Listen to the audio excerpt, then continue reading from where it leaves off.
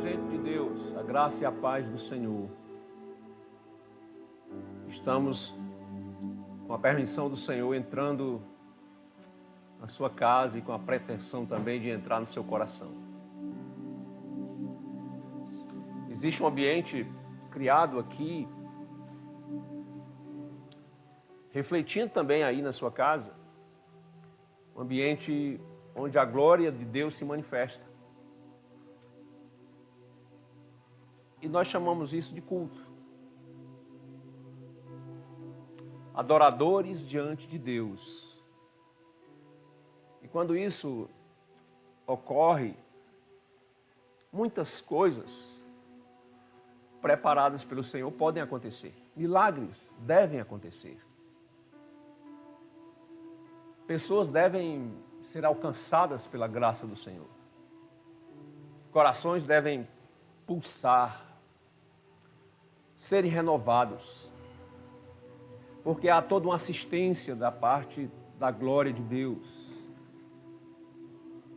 Há um serviço, há uma ministração, há uma presença, há um mover, há uma força, há um poder de Deus a serviço dos seus propósitos, a serviço da sua igreja, do seu povo, da sua gente, daqueles que chamam, clamam pelo seu nome.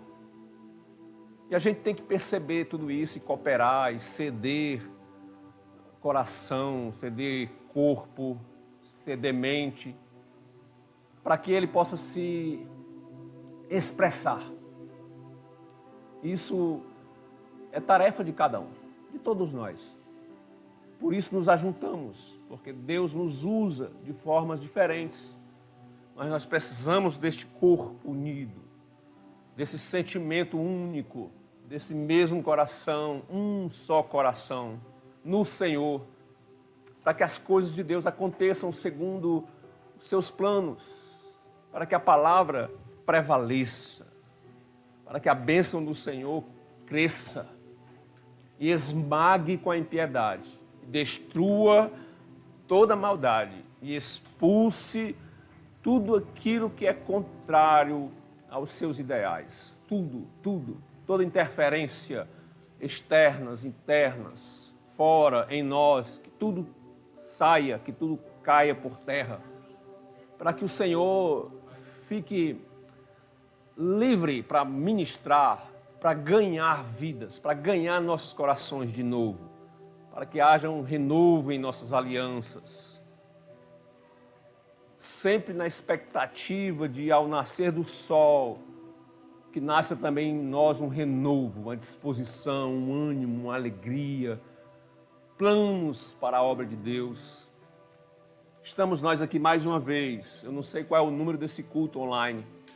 Talvez o pastor Timóteo tenha esse número aí, faça uma conta rápida e me avise. Mas, como bem disse a pastora Juliane, nós não queremos nos acostumar assim. Nós estamos orando e trabalhando para que tudo volte como antes. Aliás, melhor do que antes. A igreja não vai sair livre de um acerto de contas, livre de um tocar de Deus. As pessoas não vão mais viver do mesmo jeito. Nós vamos voltar para o Senhor e de uma forma diferente, porque o Espírito Santo encontrou uma lacuna, uma brecha em nossos corações, para estabelecer novo tempo, novas obras, novo volume de unção, mais unção. É o que nós precisamos. Não precisamos de ouro nem de prata, nós precisamos de unção. Nós precisamos puxar a unção do Senhor sobre nós. Talvez você queira puxar sobre a sua vida, sobre a sua casa, a unção do Senhor que é derramada. Mas ela tem alvo, ela tem foco, e a gente vai puxando e vai se ofertando e vai se posicionando, e o Senhor vai correspondendo. A promessa do Senhor precisa de um espaço, de uma terra, para que ela possa frutificar. É como chuva que cai em todo lugar, mas nascem sementes que estão prontas para romper com o solo, para avançar, para crescer, para sair da acomodação, para quebrar casca, para romper, para se expor.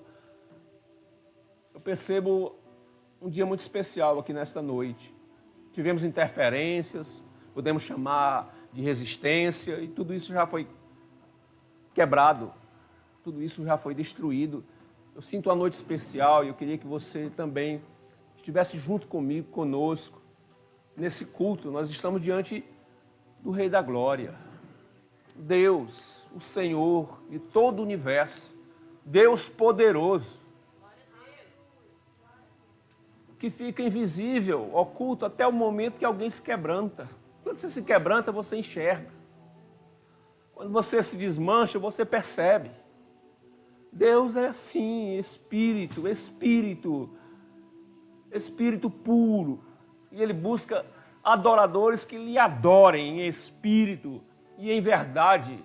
Caia por terra a fantasia, caia por terra a superficialidade, caia por terra a fachada, a capa, e que reste algo simples, humilde, puro, transparente para Deus, para Ele se revelar. Deus de revelações, Deus que mostra coisas grandes que os olhos ainda não viram, que os ouvidos não ouviram, que não desceu ainda no coração humano, a monta da sua graça, a quantidade do seu favor. Queridos, avive o dom de Deus em seu coração. Deus pôs um dom aí, aviva com muito louvor, com muita alegria, com muita palavra de exaltação ao nosso Deus. Glória a Deus, aleluia, Tu és santo, Senhor, reina.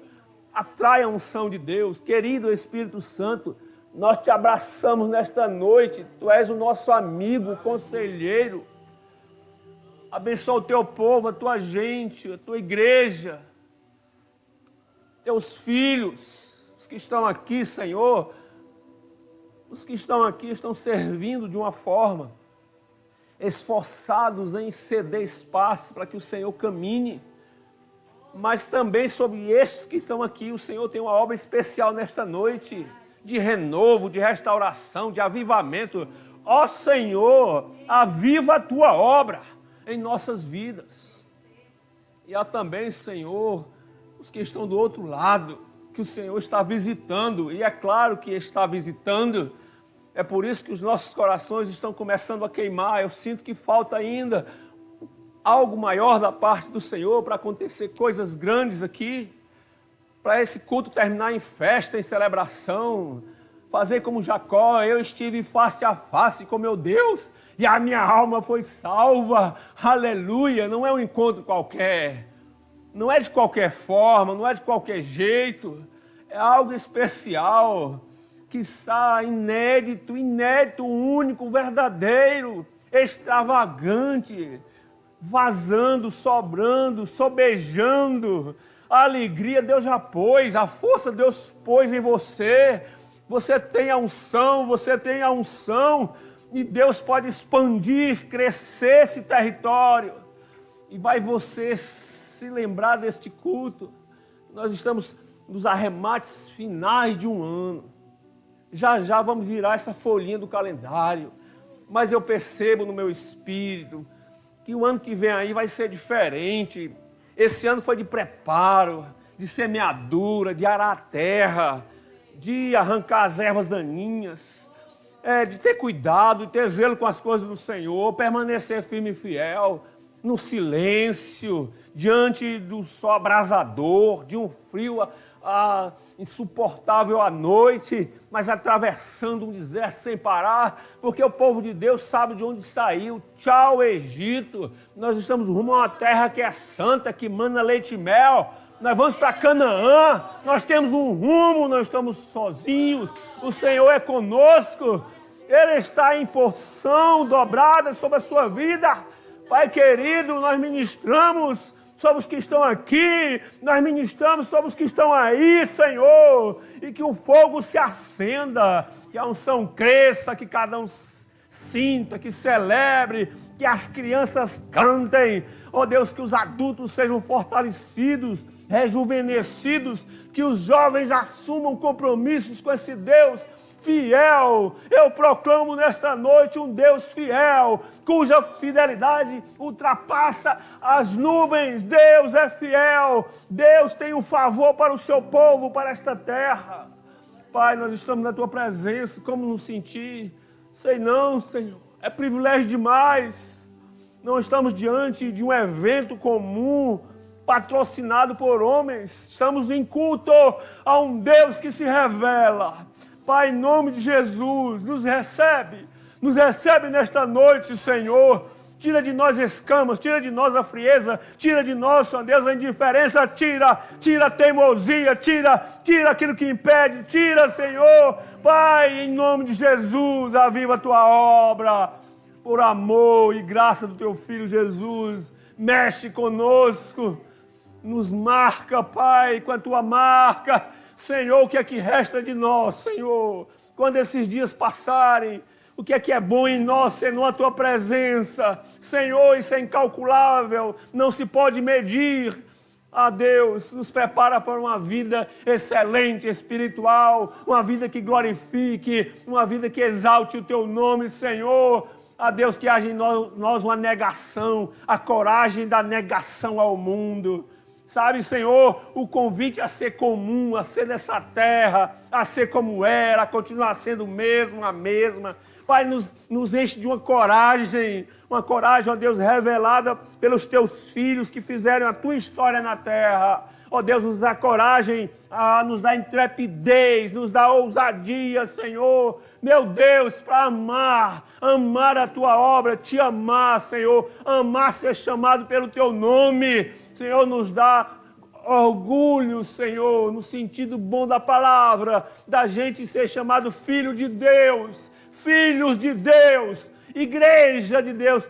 Que responsabilidade, que privilégio, coluna e baluarte da verdade na terra. Somos igreja inabaláveis para avançar contra as portas do inferno. O inferno não avança, o inferno perde território. As portas do inferno não prevalecerão contra a igreja do Senhor. Porta é estática, porta é parada, porta guarda, mas a igreja avança contra as portas e elas caem e a gente toma posse pelo sangue poderoso de Jesus Cristo. Eu estou, Senhor, sentindo a tua presença. E eu te peço que ela não saia daqui, que não saia daí. Senhor, eu estou sentindo o teu aroma aqui. Que ele se expanda, cresça, que tome conta de nossas vidas, Pai. A ti todo louvor, toda honra, toda glória, toda adoração. Deus presente, Deus conosco, Deus de sempre, Deus do agora, Deus do já. Deus da eternidade, Jesus Cristo, o Senhor de nossas vidas. Nós declaramos a tua santidade, nós declaramos o teu poder, nós declaramos, Senhor, o teu amor, nós declaramos a tua graça, alcançando as pessoas em quem ninguém aposta, ninguém crê. Levanta do monte de cinzas e faz renascer o homem. Pai querido, que dá vistas ao cego. O mundo está cego pelo príncipe deste mundo, pelas atrações criadas pelo príncipe desse mundo. Cega o entendimento. Mas nesta noite, ó Senhor, tira a cegueira, tira, Senhor, a indiferença, te revela em glória, batiza com teu Espírito, renova os dons espirituais. Quem tem profecia seja renovado. Quem tem o dom de cura, use nesta noite. Quem tem palavra de sabedoria, deixa Deus te revelar. Pai querido, tu és tremendo, tu és santo, tu és merecedor de cultos, tu és merecedor, ó Deus, de toda honra, de toda glória e todo louvor. Cai fora a acomodação, cai fora o cansaço, cai fora, Senhor Deus, a negligência. Sai da frente, Satanás, porque aí vem o Rei da Glória. Tu és o Rei da Glória, Jesus, Senhor forte e poderoso, o Senhor de todos os exércitos, que com a voz, com o som da sua voz, criou todo o universo. Pai querido, nos rendemos a Ti e te pedimos, estende as Tuas mãos e abençoa a Tua gente, em o nome de Jesus Cristo, em o nome de Jesus. Aleluia. Queridos, precisamos de unção, de fogo. Precisamos mais do que alimento. Tenta ficar sem comer. Tenta ficar sem beber água. Tenta ficar 3 dias sem beber água, morre. 30 dias sem comer nada, morre. Não tente ficar sem unção, não. É o alimento da tua alma. Não se deixe guiar pelo que você vê, pelo que você já sabe. Tem muita gente esperta, inteligente, que está se acabando com a sua alma amargurada. Tem muita gente que já estudou mais do que você, sabe os caminhos de tudo. E está triste porque não consegue achar o caminho para a eternidade. E tem um detalhe, sua mente está na terra, calcificada aqui na terra, mas o seu espírito é eterno e tem sede de Deus. Tem sede de Deus. Aí o homem tem tudo, mas não tem nada, porque a sua alma não se satisfaz com dinheiro, não se satisfaz com presente, não se satisfaz com viagens, não se satisfaz com nada. A sua alma tem saudade de Deus. E Jesus Cristo veio para matar essa saudade, para nos aproximar do Pai, para encher o nosso espírito da presença, ao ponto da gente se deleitar e dizer: Abba, Pai, eu te sinto, eu te percebo, tu estás aqui, tu estás em mim, eu sou achado em ti, eu falo porque eu sei, eu estou falando por mim, por você, a igreja fala porque sabe que nós nos encontramos em Cristo. Ele é o nosso Senhor, nosso Redentor, nosso Salvador. Ele vive para todo sempre. A morte foi vencida, a vida matou a morte e cá estamos nós, usufruindo da sua graça, soberana graça. Louvado, exaltado seja o nome de Jesus Cristo. Que lindo nome que é. Louvado seja o Senhor. Louvado seja o Senhor. Queridos, me chamaram aqui para pregar, então vamos lá. Essa semana inicia anunciando essa festa global do Natal. O pastor Wesley trouxe uma palavra excelente na quarta-feira, falando um pouco sobre a recepção que fizeram ao nosso Cristo no seu Natal, no seu nascimento, e de uma forma poderosa, o Espírito Santo, usando o pastor Wesley, apontou também para a possível indiferença na segunda vinda do nosso Cristo, porque ficaram indiferentes alguns, rejeitaram a sua presença na primeira vinda, no seu nascimento, e o Senhor, através do pastor Wesley, nos mostrou essa rejeição. E ele fez um paralelo com a segunda vinda, que também muitos serão pegos de surpresa. Eu achei tremenda essa palavra, então isso me inquietou a voltar para esse tema. E também porque essa semana tudo se acelera em torno desse advento, mundialmente conhecido como o Natal de Jesus Cristo. E eu queria falar um pouco sobre esse tema, não no aspecto dessa festa mista, comercial, uma festa mística de todas as religiões e credos, uma festa muitas vezes da própria igreja, mas como uma agenda de um dia só, uma vez por ano. Eu não queria falar sobre isso não, sobre os exageros, sobre essa conexão da festa do Natal com comida, com bebida, com extravagâncias. Não queria fazer uma conexão com a necessidade dos presentes, com essa escravidão dos presentes. As pessoas ficam enlouquecidas se não tiverem condições de dar um presente aos seus mais queridos. Eu queria tentar dar um mergulho na essência, continuando o que foi iniciado na quarta-feira, um mergulho na essência do Natal do nosso Cristo, que ninguém nem sabe o dia direito.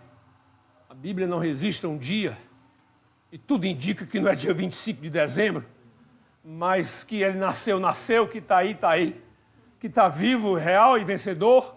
Então vamos tirar proveito do momento onde a semana fala do seu Natal, mesmo que de forma indireta. Porque se a gente fizer um exercício ligeiro e a palavra Natal surgir, o que é o primeiro pensamento que vem no seu coração? Não sei, mas para alguns, não sei qual é o pensamento quando se fala de Natal, quando a televisão anuncia o Natal, o que é que vem em primeira soma? Ontem eu ouvi um senhor, já bem idoso, na televisão, dizendo, até os 60 anos, eu passei todos os natais nas casas dos outros, porque eu não tinha muito dinheiro para a ceia. E aí eu ia de casa em casa, dos filhos, dos parentes, dos netos, ia um pouquinho de cada e voltava muito farto para casa. Aí ele resume Natal como uma chance de comer bem. Então, para ele, Natal é isso, é uma conexão com isso, com a festa. Aí ele disse, depois que eu ganhei um certo dinheiro, agora eu promovo as minhas ceias e convido o meu povo. Então, Natal para ele continua, mesmo depois da fartura, continua sendo apenas uma mesa posta com muita comida e com muita bebida, muito deleite. Então, eu não queria parar por aí, eu queria ir na essência daquilo que nos toca de verdade, que é o nascimento do nosso Senhor e Salvador Jesus Cristo. Queria que você, por gentileza, abrisse a palavra do Senhor no livro de Mateus, o Evangelho segundo Mateus, no capítulo 2, que há um registro acerca do nascimento do nosso Senhor, que eu sinto ele muito presente nesta noite. E eu sei que ele está passeando aí na sua casa também, mexendo com o seu coração. Mexe, Jesus, com os corações. Mexe, Senhor, com todos em um nome, no teu nome, Jesus. Aleluia. Então, Mateus 2, por favor. Mateus 2 nos relata assim.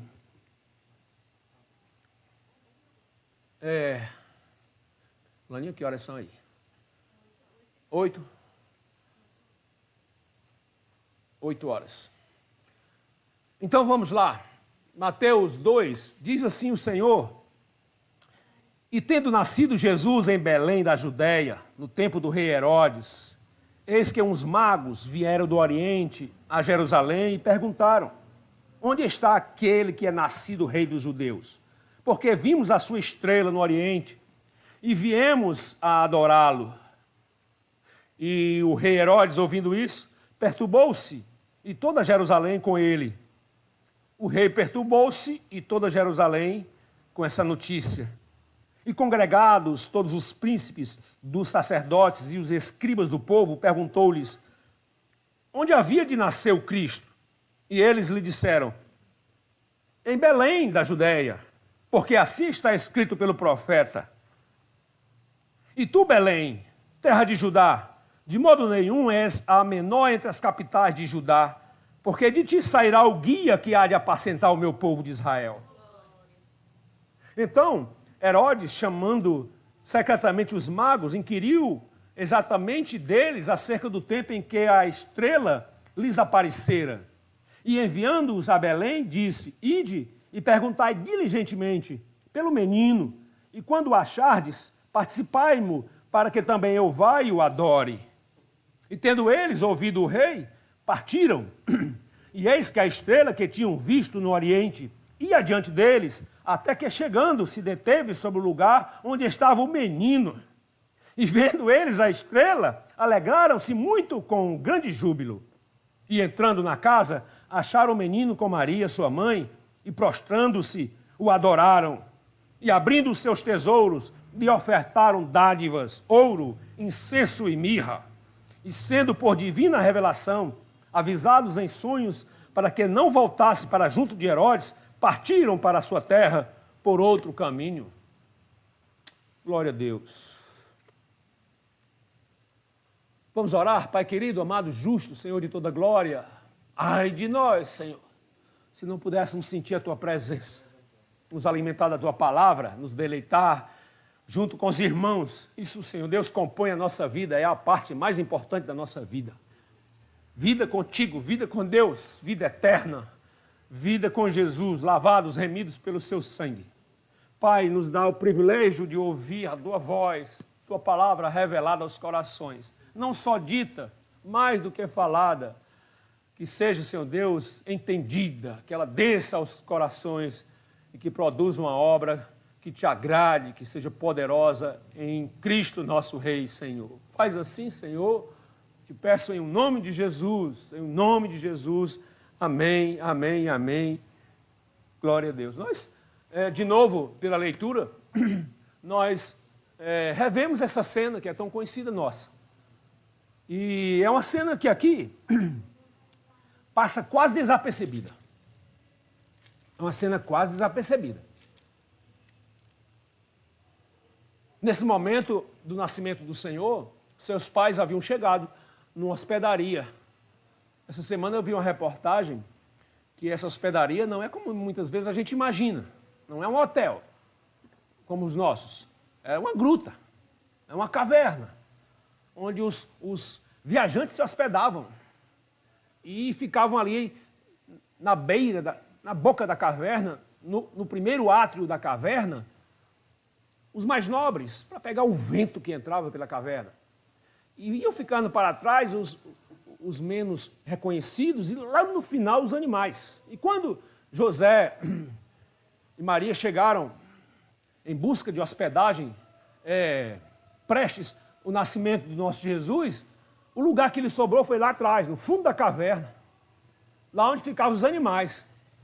E eles prepararam ali uma manjedoura e ali naquele lugar, humilde, simples, com o cheiro dos animais, nasceu o nosso Rei, nosso Senhor. É uma cena que só pode ser vista pelas pessoas profundamente interessadas. E havia, irmão Anderson, mesmo naquele lugar esquisito, onde todo mundo não percebeu aquela jovem, aquele senhor, naquele jumentinho, entrarem lá para o fundo, muita gente ali, não tinha lugar para eles, mas mesmo assim, havia pessoas relatadas aqui nessa cena, profundamente interessadas no nascimento do Senhor. Primeiro a gente vê aqui a história dos magos. Os magos, aqui no meu texto, os magos que vieram do Oriente. E eles eram homens estudiosos das ciências. E descobriram que haveria de surgir uma estrela diferente, que estava anunciando um novo rei, um novo reinado. Eles sabiam disso. E quando eles viram essa estrela aparecer, eles ficaram muito alegres e foram em busca desse rei menino prometido. Eles sabiam, eles eram estudiosos, que havia uma promessa de um menino que iria nascer e era um rei que iria reinar sobre a terra. E eles vão e se postam diante deles e prestam culto. Diz a palavra que eu li que essa estrela os guiava. Vamos lá. A estrela se apresenta aos magos interessados. Deus se apresenta aos interessados. E ela os guia até Jesus. E quando ela para, anunciando, é esse menino que está no fundo da caverna, nessa simples manjedoura, é ele. Eles se alegram demais, eu gosto disso. Eles aqui se alegram demais. Eles ficaram, como diz aqui no verso 10, se alegraram muito com grande júbilo. Eu tento isso, eu tento chegar a um grande júbilo, eu tento chegar à alegria maior. Qual é a minha alegria maior? Eu tento chegar nessa alegria diante do meu Senhor. Espero que você também reserve a sua maior alegria, não para os seus encontros pessoais, para os seus passeios, não, reserve a sua maior alegria para o Senhor, porque Ele é digno. E que seja uma alegria que vire júbilo, vire festa. Essa é a verdadeira festa. É quando Jesus se revela. É a festa quando Ele nasce, não só naquela manjedoura uma única vez, mas quando nasce todas as vezes, todos os dias, nos corações que creem. Quando alguém crê, Jesus nasceu. Não importa a época, não importa o lugar, não importa em que situação. O fato é que o Natal é quando Jesus nasce para mim e nasce para você. Então havia homens vindos de longe num sacrifício, distante, para adorar. Eles disseram aqui, olha, o Herodes, onde é que nasceu o rei dos judeus? Porque nós vimos a sua estrela no Oriente e vimos adorá-lo. Eles queriam adorar o Senhor, pagar qualquer preço. Talvez esse sentimento seja o mesmo que permeia o coração da igreja. Pagar qualquer preço para adorar o Senhor, qualquer esforço. Mesmo cansado, se levantam cansados para adorar o Senhor. Mesmo doente, receba a cura doente e adore o Senhor. Mesmo preocupado com o dia da manhã, amanhã é uma segunda-feira, e você agora mesmo preocupado, lance fora esta carga, este caçoar, este fardo, essa mochila pesada que parece que tem chumbo nas costas, preocupações, joga isso fora, dá um salto e adora a Deus, porque Ele é digno.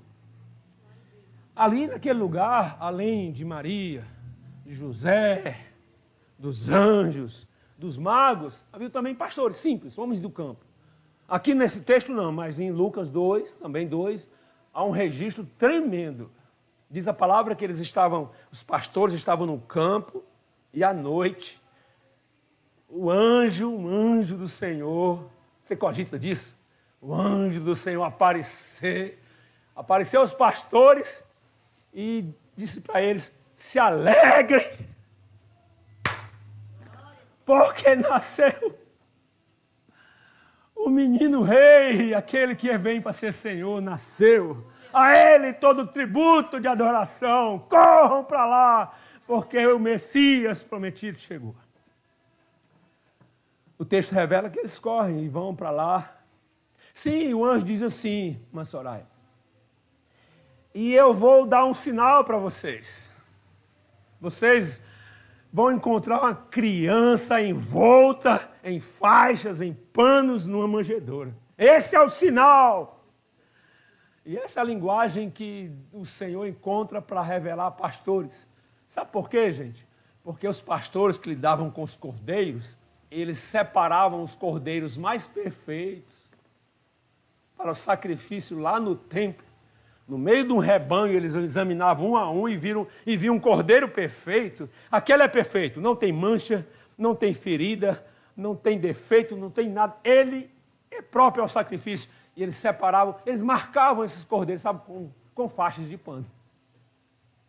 Enrolavam uma faixa, marcavam os cordeiros para o sacrifício. É por isso que aqui na linguagem os pastores sabiam disso. E quando o anjo diz, tem um menino que está envolto em panos, ele é o cordeiro que vai para o sacrifício. Eles correm para lá.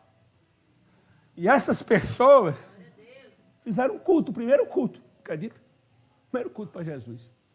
Dentro de uma caverna, de uma fria e escura caverna, uma brilhante luz, uma extravagante luz de Deus, invadia aquelas trevas e enchia os corações de uma convicção que Deus estava na terra. Aleluia.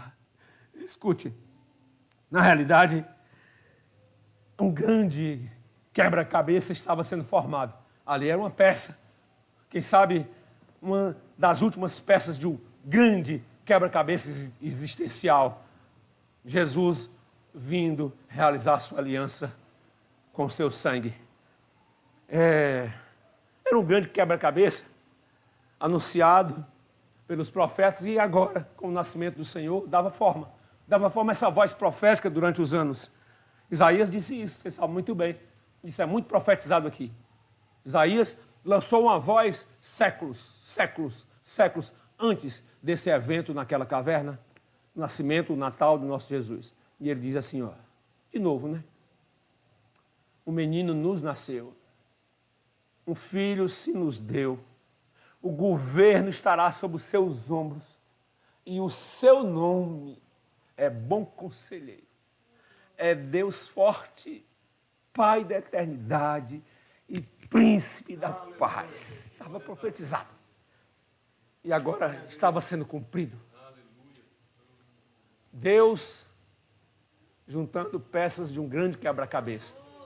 E às vezes você se entristece com o seu momento, achando que está isolado de algo maior e não está. Você está dentro do rio de um propósito de Deus. Independentemente da situação momentânea, o momento vai passar, a circunstância passa. Mas existe uma trama, existe um enredo, existe um propósito, existe uma criação tomando forma, peça após peça, passo após passo.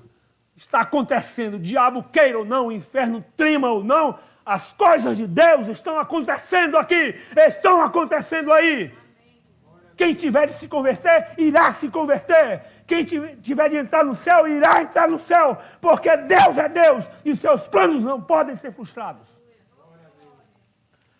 Escute, falando dessa voz profética que ecoou durante a história, seguindo Isaías, a gente vê Zacarias. Pastor Timóteo cansa de pregar sobre isso. E diz assim, alegra-te muito, ó filha de Sião, porque aí vem o teu rei, vírgula, justo, salvador, vírgula, humilde, montado no jumentinho, aleluia, aí vem ele, aleluia. Glória a Deus. Tudo escrito, bendito, e agora acontecendo. Tudo conspirou para que não acontecesse. Herodes tentou matar Jesus, tentou interromper o plano. Os magos disseram, cadê o rei da Judéia? E ele fica apavorado, porque ele era um homem cheio de vaidade pelo poder e não poderia ter um outro rei por perto. Tentaram impedir. Na hospedaria, ele não recebeu o primeiro lugar. Foi lá para o fundão, lá para trás, lá para junto dos animais. Mas a obra de Deus não pode ser frustrada.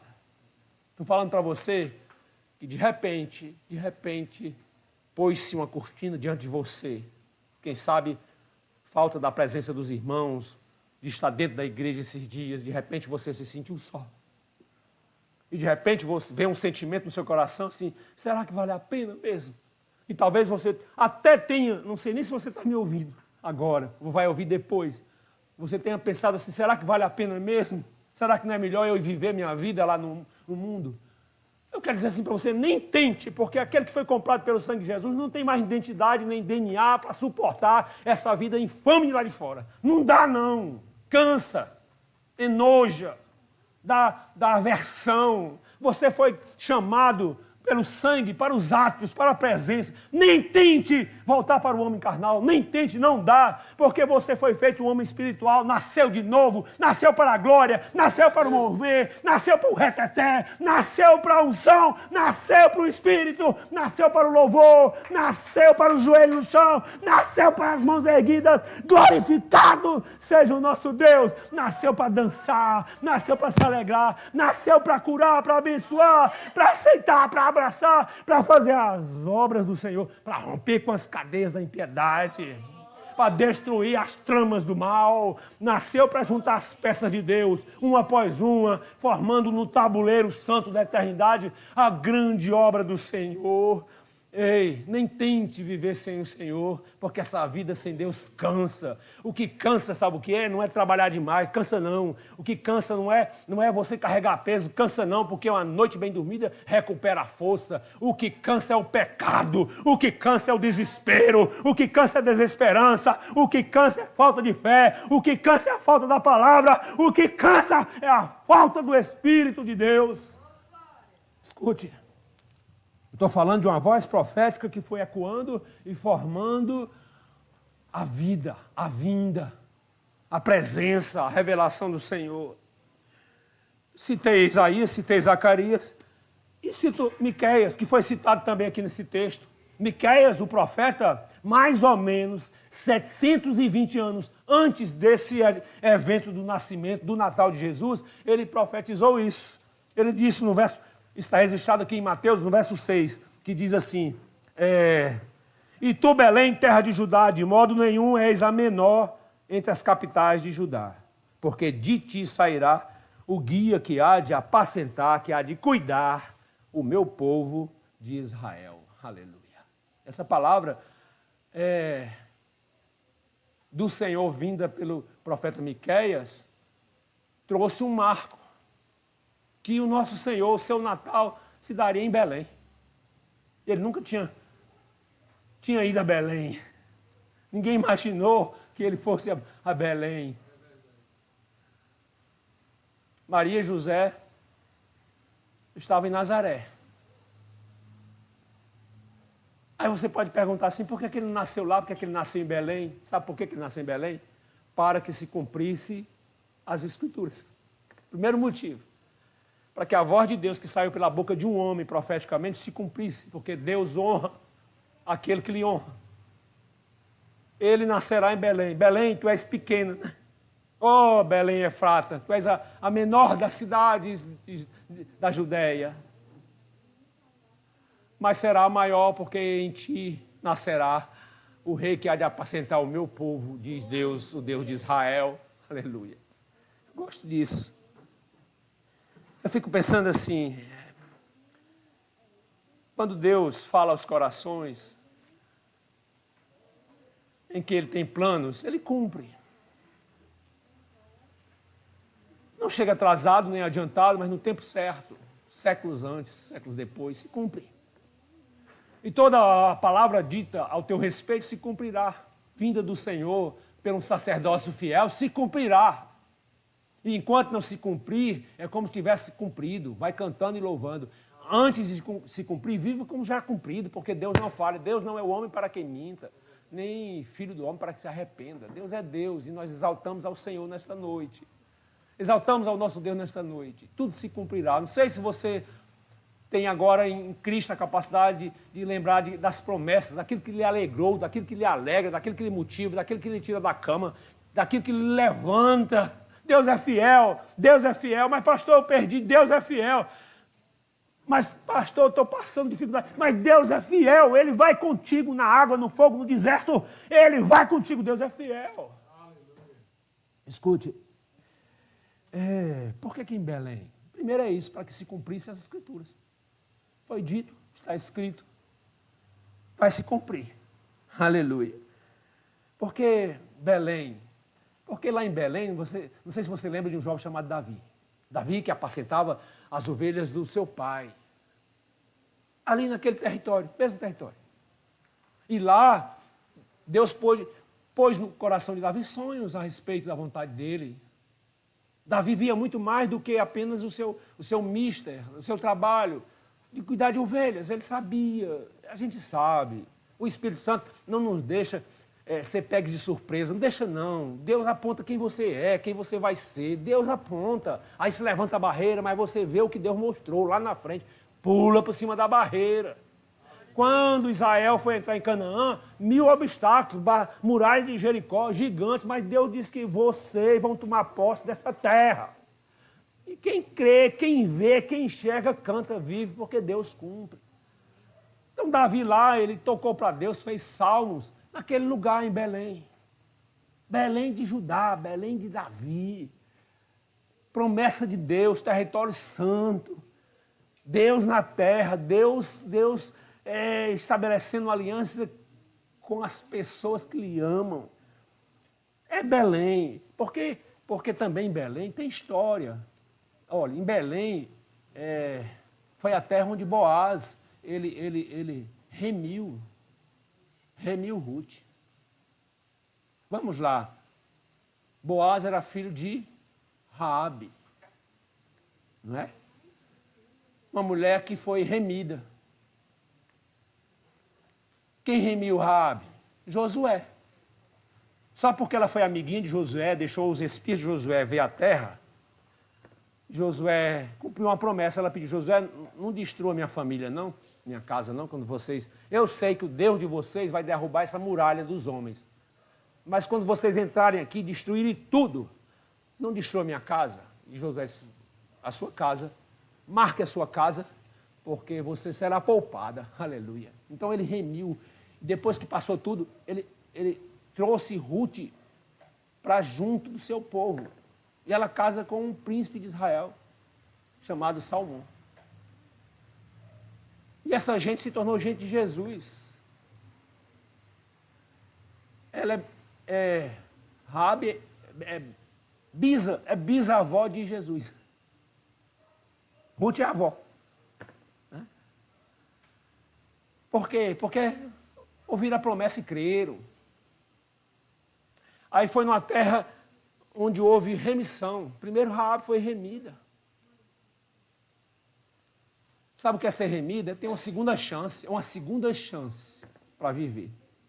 Uma segunda chance. Você viveu a vida inteira de uma forma errada, alheia a Deus, desconhecendo a vontade de Deus, ou conhecendo, teimando contra a vontade de Deus. Aí Deus lhe aparece, Deus se revela, Deus lhe dá uma segunda chance. Aí você se agarra com essa segunda chance. O nome disso é remissão.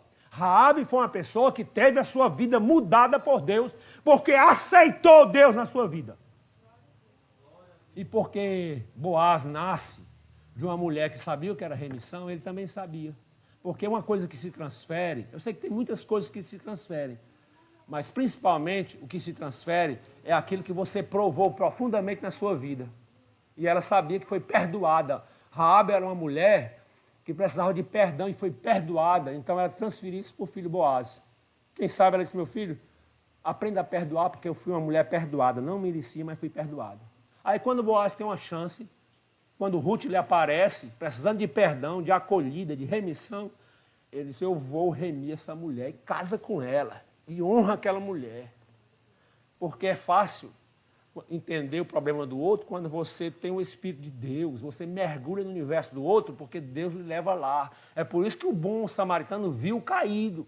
É por isso que Jesus na cruz do Calvário, doendo o seu corpo, ele quase sem respiração, seus pulmões comprimidos ali na cruz, empendurado por suas mãos. Sabe o que é isso? Ele não estava amarrado nos pulsos, não, ele estava com os cravos aqui, pendurado aqui pelas mãos, então todo o seu corpo arriava sobre os seus pulmões, isso lhe tirava o ar, e mesmo assim, em dor, ensanguentado, quem sabe a mente querendo sair do mundo real, ele abriu os olhos para o Espírito e disse, Senhor, não lhes tenha como mal, perdoa a todos, porque eles não sabem o que fazem, aleluia, porque eles sabem o que é o poder do perdão. Você sabe aí o que é o poder do perdão. Aleluia. É isso, em Belém, porque era uma terra preparada para Deus remir. É isso que Jesus veio fazer na terra. O seu ministério é esse, é dar uma segunda chance. Você bate no peito muitas vezes, depois que alguém diz, olha como ele é bonzinho. Aí não é não. Não é bonzinho não, você não é bonzinho não. É porque você está vivendo a chance que Deus lhe deu para ser um homem de Deus e uma mulher de Deus. E se você não tiver cuidado, o fardo velho quer voltar para as suas costas. Aí o Senhor diz de novo assim para você que está cansado. Vinde a mim todo aquele que se encontra cansado nesta noite. É sobrecarregado. Vinde a mim, tomai de mim, porque eu sou manso e humilde de coração. Aprendei de mim. Tome meu fardo, porque ele é leve. Pegue o meu jugo, porque ele é suave. Isso é remissão, minha gente. Isso é coisa para nunca mais você esquecer. Isso é coisa para você seguir em frente, levantar, pular daí e dizer, Senhor, eu não volto atrás, eu não arredo o pé, eu não arrefeço o coração, porque tu mexeu com a minha vida para sempre. Aleluia. Bom, terra de remissão, Belém. E aí, eu fico pensando, do Natal que aconteceu em Belém, que mudou a história do mundo, e o que é que isso pesa para aqueles que estão celebrando esse Natal aqui da Terra. Porque o que importa não é aquilo que se faz para agrado dos próprios olhos, dos próprios homens.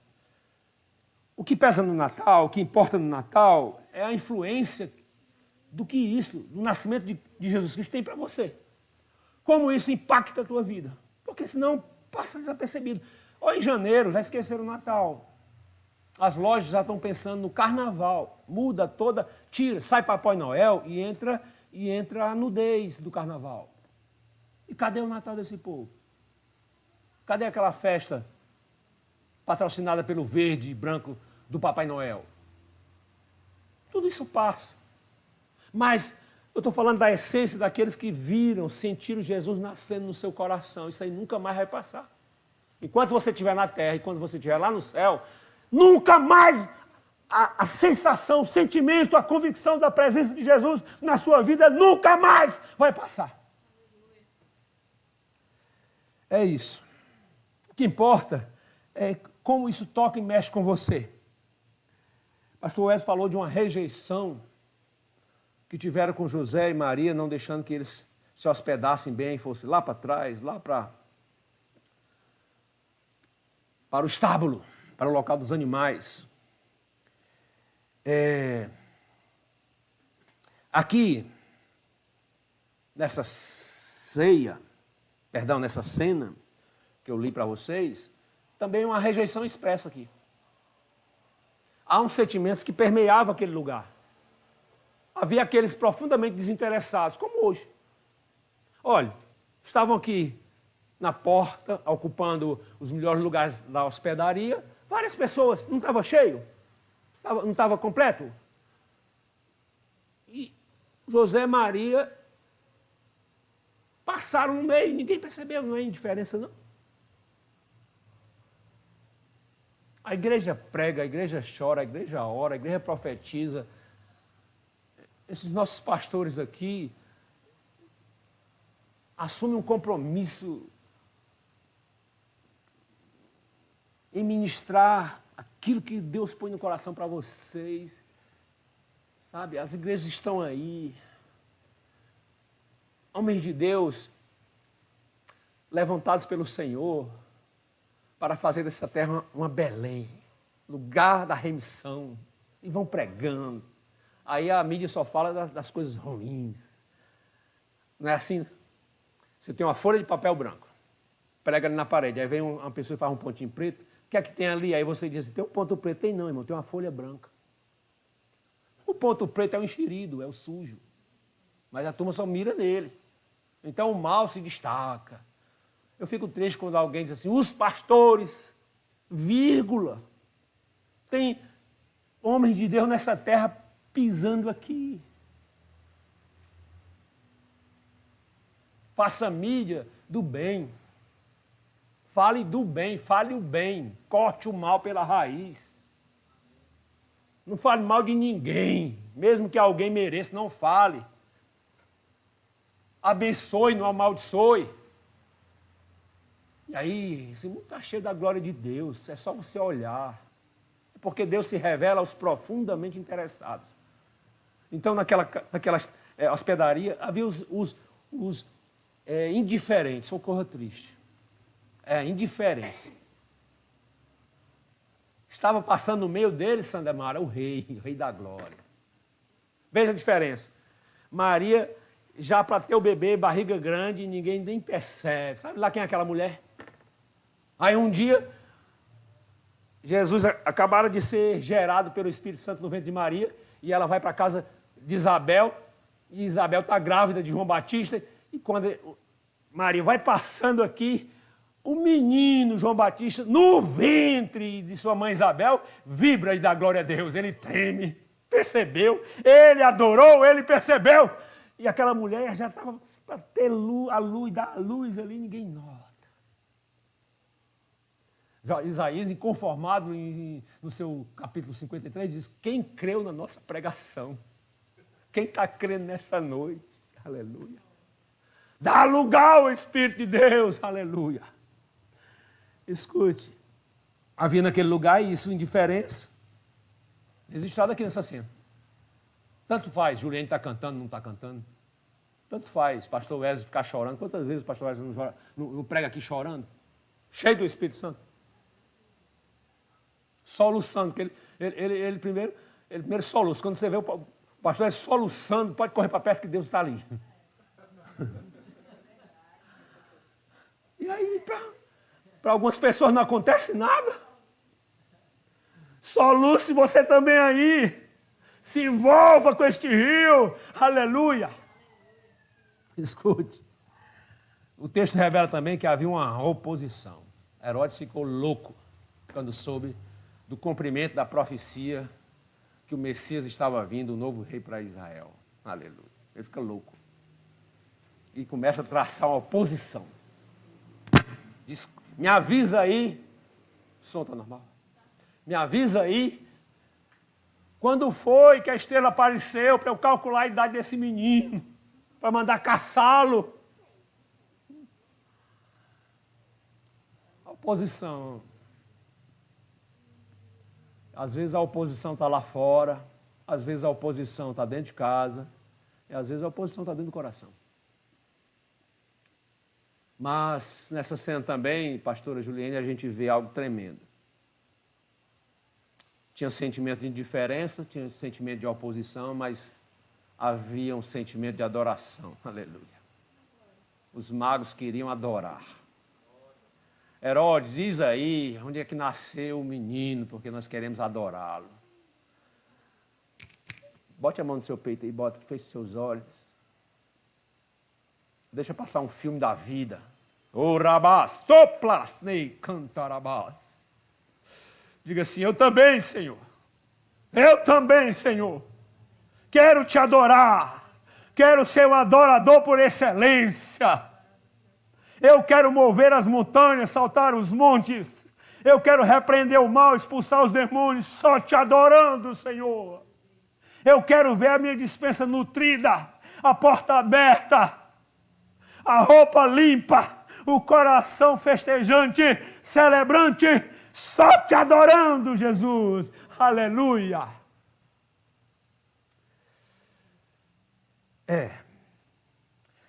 Quem não pode ver numa terra de desprezo, de menosprezo, alguém se movendo para Jesus? Quanto custa adorar a Deus? O que é que lhe custa adorar a Deus? Fiquei pensando em algumas pessoas hoje. Quanto custa adorar Jesus Cristo, o menino que nasceu, o Natal de Deus aqui na terra? Para Pedro custou suas redes. Deixou as redes. Para Paulo custou a sua reputação. A aclamação de sua inteligência, sua sabedoria, o reconhecimento da sua liderança. Ele abriu mão das suas vestes, da sua posição, da sua postura social, e foi ter com os simples, com os de Deus, com os aleluias, com os crentes, com os cristãos, com os da Bíblia, com os joelhos marcados, com aqueles que sabem que a obra de Deus não depende da sua força, nem da sua sabedoria, da sua expertise, mas depende da vontade do Senhor que se cumpre na vida de um coração que se abre. E Paulo larga tudo isso, foi o custo. Saulo, o custo foi Saulo, deixar de ser Saulo para ser Paulo. Aquele que julgava e sentenciava, teve que abandonar isso para ser o julgado, o sentenciado, o apontado, o perseguido, o açoitado, tomando o lugar de Cristo. E ele diz, eu me alegro com isso.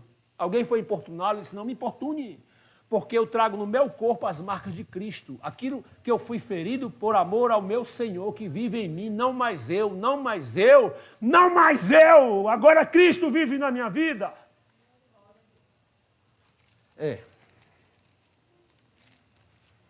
O que custa, irmã Soraya?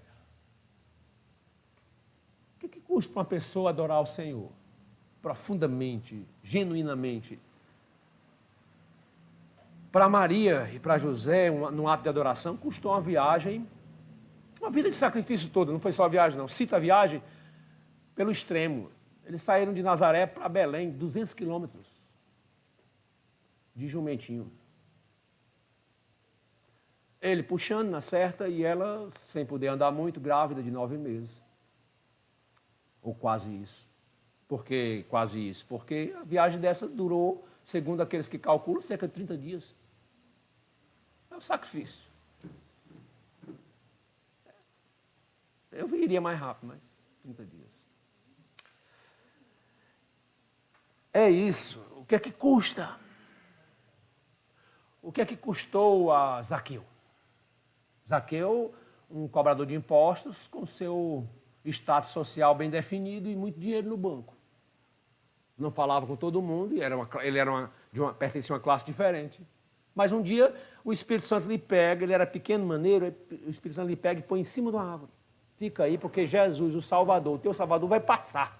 E quando ele passar, dá um jeito de entrar na vida dele e deixar a vida dele entrar na tua. E acontece. Custou. Sabe o que é que custou a Zaqueu? Custou sua reputação também, custou seu dinheiro.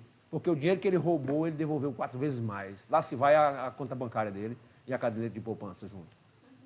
só para servir o Senhor. Aí a gente, às vezes, hoje, a gente fica calculando o prejuízo que se tem ao ir para Jesus. Ah, não vou para Jesus por isso, por aquilo, por aquilo. Vontade. O Espírito tocando os corações, as pessoas, chamando para Jesus, a pregação é aqui e acolá. É uma verdadeira perseguição. Você entra no carro, abre o rádio de pregação. Aí chega no trabalho, não tem um colega crente que abre o rádio lá, abre o computador e tome louvor. E você é perseguição. Aí chega em casa, não é que a sua mulher estava ouvindo o programa do R.R. Soares lá na televisão, e também parece uma perseguição. Há um complô contra você, a favor de você, para você se converter, para você se tornar para o Senhor. Aí você se agarra em quê? Se agarra no que você é, no velho homem, nessa prática sua que acha que está muito bom. Quanto custa adorar a Deus? Custa a entrega. Lançar fora o cálculo. Eu vou para Jesus porque é a minha única chance de vida eterna. Eu vou para Jesus porque Ele nasceu por mim. O Natal dele não é só para as bolinhas coloridas de final de ano. O Natal dele é para ter o meu Natal, para eu nascer nele.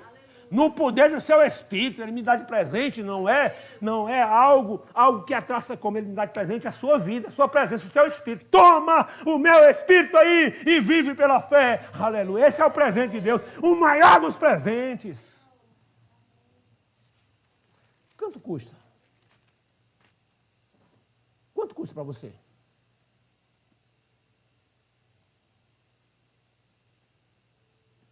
Orgulho. Custa o orgulho. Quanto custa? Custa a vaidade. Quanto custa? Custa o apego às coisas do mundo. Quanto custa? Custa as noitadas. Custa a prostituição. Custa o destemor de Deus. Custa. Você vai ter que se desfazer disso. Custa a vida que você delineou, construiu. Você mesmo. Eu vou ser isso. Eu vou ser desse jeito. Decidir. Pois é. Você vai ter que jogar fora essa decisão, isso aqui vai lhe custar. E adorar a Deus com a sua vida. Porque o que adora a Deus não é o que você diz, é o que você vive. Isso aqui adora a Deus. Terminando. Numa época de muitas luzes, de muitos enfeites, o Natal de Cristo representa especialmente uma luz que se acende para dentro. É uma LED muito especial, uma cor muito especial que se acende, não é para fora não. Se acende para dentro de você.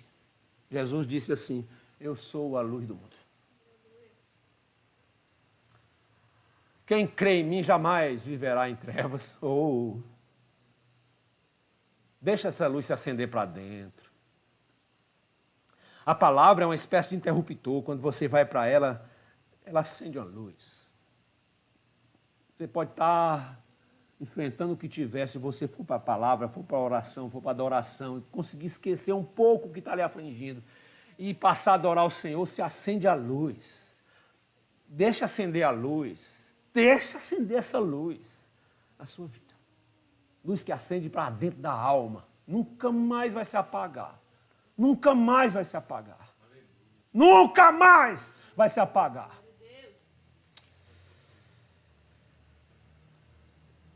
Termino com a cena de uma mulher pecadora que foi a vida inteira desprezada pela população. Uma mulher de reputação duvidosa. O médico Lucas registra isso no capítulo 7. A invasão de uma mulher pecadora a um ambiente criado para receber, a uma ceia criada para receber Jesus Cristo, e as portas são abertas, e ela adentra naquele cenáculo e se abraça com os pés de Jesus e começa a chorar aos seus pés e adorar ali. E aí Simão, o anfitrião, ignora aquela cena. Que ridículo. Dizem isso ainda hoje. Que ridículo, a mulher lançada aos pés chorando. E que ridículo esse homem aí, se ele fosse profeta de verdade, ele entendia quem ela era. A Jesus, que lê os pensamentos meus, seus, o de Simão, diz assim, Simão, não é isso não, você está pensando errado, camarada. O que está tendo nela é adoração, é gratidão. Porque Simão, aí citou a história dos 2 devedores. Se um credor tem 2 devedores, um deve 500 denários, outro 50, e se não tendo ambos o dinheiro para pagar a dívida, ele perdoa ambos, quem é que é mais grato ao seu credor? Aí o Simão dá uma de sabido, diz assim, o que devia mais, com certeza tem maior gratidão. Aí Jesus deve ter apontado assim para ela, então, é por isso que ela chora. É por isso que ela adora. É porque a gratidão dela é grande. Então você tem a sua medida de gratidão aí, ponha para fora nesta noite, levante a cabeça, acenda os olhos, deixe pulsar o coração, porque o Senhor fez grande obra na sua vida, aleluia, na minha também. Escute, quando é Natal de verdade? 25 de dezembro? Lá para abril? Não sei, estou interessado nisso. Eu estou interessado no Natal que aconteceu na minha vida. Na minha vida, aconteceu há 28 anos atrás. Aí vale eu cair do cavalo, vale eu descer da árvore, vale eu ficar na porta de Jericó gritando, o filho de Davi tem misericórdia de mim. Vale eu tomar lugar de qualquer personagem bíblico. Mas o fato é que o Natal de Jesus na minha vida foi há 28 anos atrás. Nasceu Jesus. O Jesus que eu falava, o Jesus que eu sabia que existia, o Jesus que estava nas igrejas, nos templos, o Jesus dos religiosos, agora ele provocou um terremoto na minha alma, no meu coração. O que é que mudou os olhos? A cor dos olhos continua a mesma, mas aqui dentro jamais eu fui o mesmo. Então o Natal aconteceu, a luz acendeu para dentro, o sino bateu, aleluia. Então eu passei nas asas do Espírito. O Natal do Senhor pode acontecer para você hoje. Pode acontecer. Pode acontecer com aquele bêbado caído lá na esquina. Pode acontecer com aquele jovem que está enfiando droga nas suas veias, agora. Pode acontecer com um homem que trai a esposa. Pode acontecer, o Natal pode acontecer hoje. E nunca mais essa gente será a mesma. Aleluia. Pode acontecer com um homem frio. Paulo era um cara frio, cético, frio. Aconteceu. Pode acontecer com Raabe, uma mulher que morava em Jericó, que tinha sua vida. E, de repente, o Espírito de Deus pôs Raabe no centro da história de Deus. Eu posso estar falando com missionários, com missionárias, como homens de Deus. Eu posso estar falando com pessoas que até então se achavam rejeitadas. E de repente eu estou falando que o Natal é para acontecer dentro de você. E seu coração virá uma terra chamada Belém. Terra do pão. É isso. Mas eu encerro. Que horas são aí? Comecei 8? 8h45. Viu, pastor? Eu encerro essa mensagem. Pastor, vem para cá. Por favor. Parte do sentido dessa mensagem aconteceu durante um sonho que eu tive, onde uma frase ficou latente no meu coração, era assim, mais ou menos. O coração do homem é uma terra comprada por Deus para uma grande remissão. Eu guardei isso. Então eu queria profetizar sobre você que o seu coração é uma terra comprada pelo sangue de Jesus, que custou muito caro, para promover uma remissão, um perdão, uma possessão santa, uma reintegração de posse, uma retomada da vontade de Deus na sua vida, perdida lá atrás. Isso é Natal. Esse é o sentido essencial do Natal, Jesus nascer. Porque Jesus já estava na eternidade e o Natal foi prometido lá atrás. O Natal foi prometido em Gênesis 3,15, quando o Senhor diz assim, a serpente, você morderá o calcanhar do filho da mulher, mas o filho da mulher pisará na tua cabeça. Isso aí estava anunciado que Jesus iria nascer, se revelar e esmagar debaixo dos seus pés a autoridade de Satanás. Então o Natal foi anunciado lá atrás. E Jesus resolveu nascer para todo mundo ver. Então, para você, Natal é quando você nasce de novo.